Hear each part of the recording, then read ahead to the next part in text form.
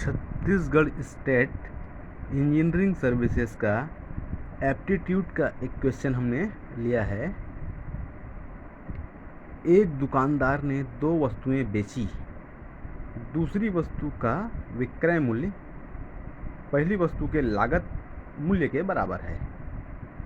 उसने पहली वस्तु को इतना % के लाभ पर बेचा और दूसरी वस्तु को 25% के नुकसान पर बेचा।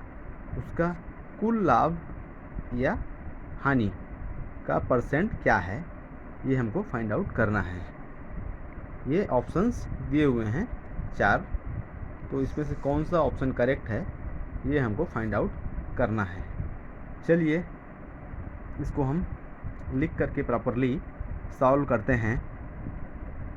दो वस्तुएं बेची मतलब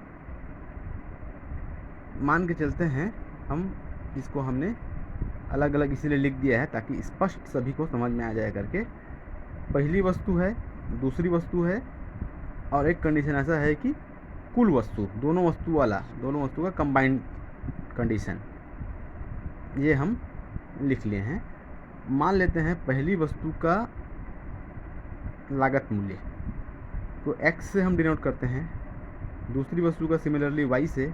तो डेफिनेटली दोनों वस्तुओं का कंबाइंड जो लागत मूल्य होगा वो x प्लस वाई होगा। अब हमने अगर लागत मूल्य x लिख लिया तो अकॉर्डिंग टू क्वेश्चन हम उसका विक्रय मूल्य, ये लागत मूल्य मतलब होता है कॉस्ट प्राइस और ये विक्रय मूल्य मतलब सेलिंग प्राइस। सेलिंग प्राइस भी हम क्वेश्चन में दिया है जो स्टेटमेंट, उसके आधार पे फाइंड आउट कर सकते हैं। तो पहली वस्तु को 16 होल 2/3% के लाभ पर बेचा है, मतलब लाभ पर बेचा है। तो डेफिनेटली 16 होल 2/3 को हम 50/3 भी लिख सकते हैं, 50/3। ये फ्रैक्शन को हम मिक्स फ्रैक्शन को हम नॉर्मल फ्रैक्शन में कन्वर्ट कर लिया। तो 50/3% का लाभ हुआ है तो डेफिनेटली x का 50/3% इसमें ऐड कर दिया।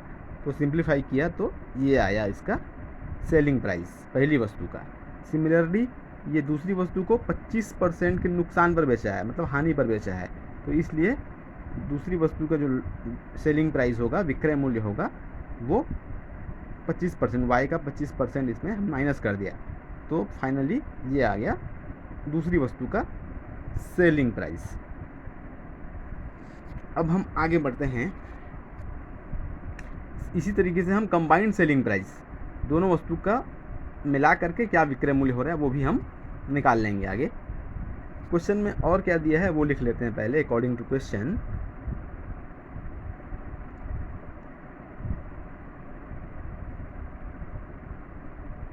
यह है दूसरी वस्तु का विक्रय मूल्य, मतलब ये वाली दूसरी वस्तु का ये विक्रय मूल्य है 3y/4 हमने निकाला है, जो पहली वस्तु की लागत मूल्य के बराबर है।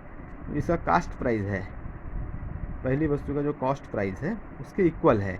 इसका पहली वस्तु का कास्ट प्राइस x है तो x = 3y/4। ये दूसरी वस्तु का विक्रय मूल्य है 3y/4, पहली वस्तु का लागत मूल्य है x। ये अकॉर्डिंग टू क्वेश्चन हमको दिया है इसलिए हमने ये चीज़ लिख लिया। अब आगे बढ़ते हैं। दोनों वस्तु का अगर हम लागत मूल्य निकाल लें, CP कॉस्ट प्राइस, और दोनों वस्तुओं का कंबाइंड हम सेलिंग प्राइस विक्रय मूल्य निकाल लें अगर, तो हम फाइंड आउट कर सकते हैं कि लाभ हुआ है या हानि हुआ है। उसका कुल लाभ / हानि प्रतिशत क्या है ये हमको फाइंड आउट करना है। तो चलिए दोनों वस्तु का लागत मूल्य कॉस्ट प्राइस होगा x प्लस वाई है। अब चूँकि हमने फाइंड आउट कर लिया x = 3y/4, तो हमने पुट कर दिया है। मतलब हम y के टर्म में इसको सिंप्लीफाई करके y के टर्म में दोनों वस्तुओं का कंबाइंड कॉस्ट प्राइस हमने निकाल लिया। सिमिलरली दोनों वस्तुओं का कंबाइंड विक्रय मूल्य डेफिनेटली दोनों का एडिशन होगा। इसका विक्रय मूल्य, पहली वस्तु का विक्रय मूल्य प्लस दूसरी वस्तु का विक्रय मूल्य, दोनों को एडिशन कर देंगे तो हमको कंबाइंड विक्रय मूल्य मिल जाएगा। हमने वही किया है। ये 7x/6 प्लस 3y/4, ये विक्रय मूल्य और ये विक्रय मूल्य।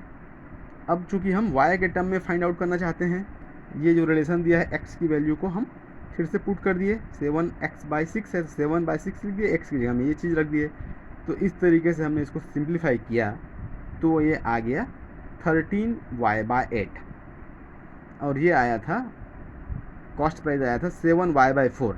इसको हम ताकि तुलना करते बने करके इसको हम 7/4 को हम 14/8 भी लिख सकते हैं, 14/8y और 13y/8।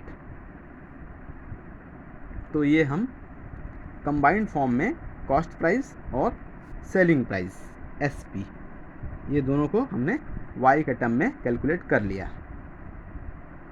अब स्पष्ट दिख रहा है कि कॉस्ट प्राइस अधिक है और सेलिंग प्राइस कम है, 13y/8 और ये 14y/8। तो दिख रहा है ये अधिक है ये कम है, तो डेफिनेटली हानि हुई होगी, मतलब लॉस ही हुआ है, नुकसान ही हुआ है। और नुकसान कितना का हुआ है, 14y/8 से कम करके हम 13y/8 में कंबाइंड बेच रहे हैं, मतलब 1y/8 का हमको नुकसान हुआ है।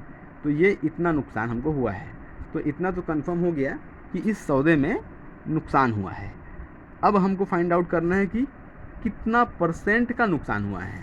तो ये हम भी फाइंड आउट आसानी से कर सकते हैं, 14y/8 मतलब 14/8 में 14y/8 के सौदे में इतना कॉस्ट प्राइस वाला सामान को हम 1/8 मतलब 14y को हम अगर हटा दें, y दोनों में कॉमन है तो 14/8 के चीज़ को हम 1/8 का नुकसान कर रहे हैं,